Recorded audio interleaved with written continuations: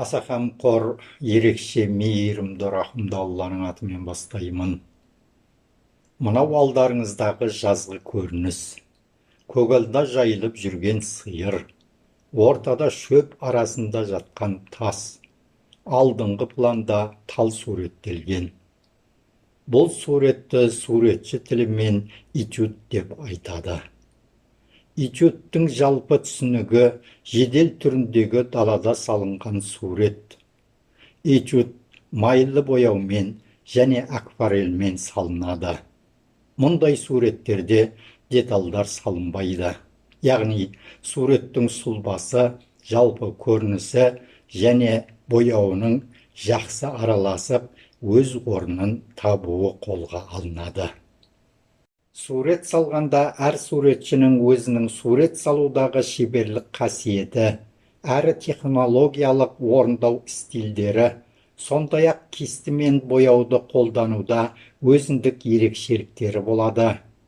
Кейбір суреттердің түпнұсқасын жақыннан қарағанда түсіну қиын болады.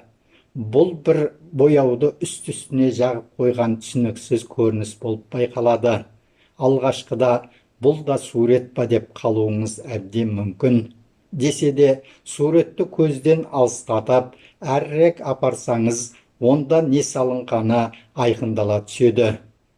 Яғни, ондай суретті түсіну үшін, әрі не салынғанын анықтау үшін алыстан қарау керек деген сөз.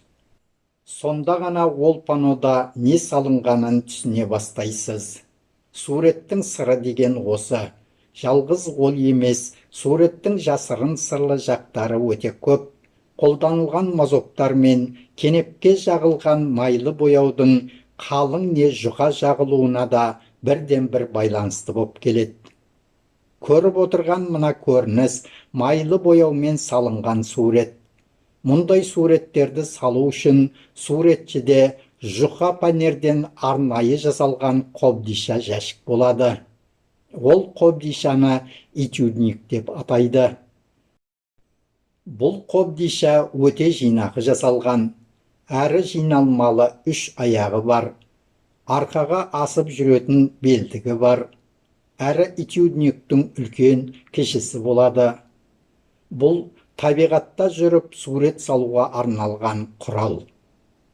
Қобдишаның ішінде тіс пастысы сияқты сықпалы майлы бояу мен кестілер және бояуды араластыруға арналған арнайы қоспалары, сондай-ақ лактер болады.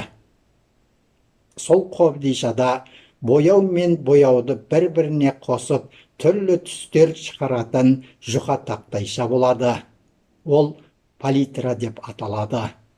Суретшіге ұнаған бір көрініс болса, сол жерге әлгі қобдишаның аяқтарын керіп орнатады да, қақпағын ашып, планшетін, яғни сурет салатын керулі кенепті өз орнына бекітіп, ештеңеге алаңдамай жұмысына кіріседі.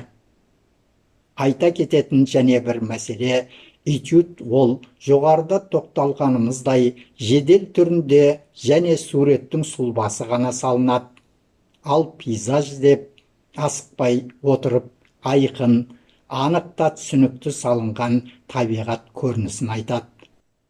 Мына жазылған этюд, яғни салынған сурет, мен Алматы көркем сурет училищесінің 3-ші курсын аяқтар алдындағы жаз айында Қырғызстандағы Ыстықкөлде салынған сурет. Сол жылы бізді бір айға Ыстықкөлге пленерге арнайы алып барып, сол маңға орналастырып, сурет салдыртқан. Пленер деп отырғанымыз табиғаттың көрінісін салып, бір ай бойы жаттығу жұмыстарын жүргізіп, тәжірибеден өтуіміз. Күндізгі көрініс, таңғы, кешкі көрініс, таңның шапағы, кештің қызарып батуы, теңіз көрінісі, күнге қыздырынып демалып жатқан жағадағы шомылып жүрген судағы адамдардың көрінісі, жүзіп жүрген кеме, ұшқан құс, тал терек, жасыл жеректер, тау тас, жалпы не көресің, соның бәрін қаласаң майлы бояумен, қаласаң карандашпен саласың.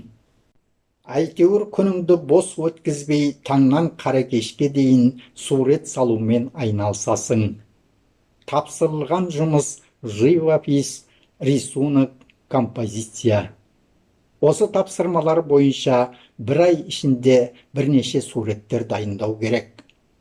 Живопись бояумен салынады, рисунок карандашпен, ал композиция бояудың түрлерін, карандаштың түрлерін, бояумен де бояусыз да сурет құралдарының барлық түрлерін пайдалануға болады. Композиция ол ойша салынатын сурет. Оны ойыңмен, қиялыңмен құрастырып саласың. Ал мына көріп отырғандарыңыз осыдан 35 жыл бұрынғы жастық шақтағы албырт көңілмен этюднигімізді арқалап жүріп, Қырғыздың Ыстықкөл аймағындағы тау етегінде жазған этюд.